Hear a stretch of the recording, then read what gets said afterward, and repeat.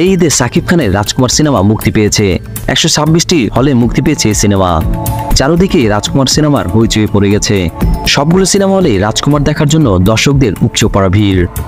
বাংলাদেশের সিনেমা হলগুলো কাঁপিয়ে সাকিব যাচ্ছে এখন কলকাতায়। তুফান সিনেমার শুটিং করতে ভারতে গেছেন ঢাকার সিনেমার শীর্ষনায়ক সাকিব খান। রাহেন রাফি পরিচালিত তুফান সিনেমাটি ঈদুল আজহায় মুক্তি পাবে। গত শনিবার সন্ধ্যায় ভারতে যান তিনি। সেখানে সিনেমাটির শুটিং শুরু হবে 15 এপ্রিল, চলবে টানা 1 মাস।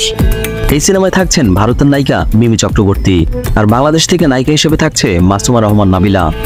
ভিলেন হিসেবে থাকার কথা রয়েছে যিশু সেনগুপ্তের। সিনেমাটির ঘোষণার দিন সাকিব বলেছিলেন, 2 দেশের বড় 3টি প্রযোজনা সংস্থা এই সিনেমাটি লগ্নি করছে। আমরা একটি স্বপ্ন নিয়ে যৌথভাবে এগুচ্ছি, আর সেটা হলো বাংলাদেশের সিনেমা নিয়ে বিশ্ববাজারে আরো বড় কিছু ঘটানোর। তিনি বলেন, আমাদের সিনেমা একদিন ভারতের সিনেমার মতো কয়েকশো কোটি টাকার ব্যবসা করবে। হতে পারে তুফান আমাদের সেই সুযোগ এনে দিবে। তুফান সিনেমার প্রযোজনা প্রতিষ্ঠান হিসেবে রয়েছে আলফাই, ভারতের SBF আর চরকি। তুফান সিনেমার জন্য রইল শুভকামনা। ভিডিও ভালো লাগলে অবশ্যই লাইক দিবেন। পরবর্তী ভিডিওগুলো পেতে অবশ্যই চ্যানেলটি সাবস্ক্রাইব করে রাখবেন।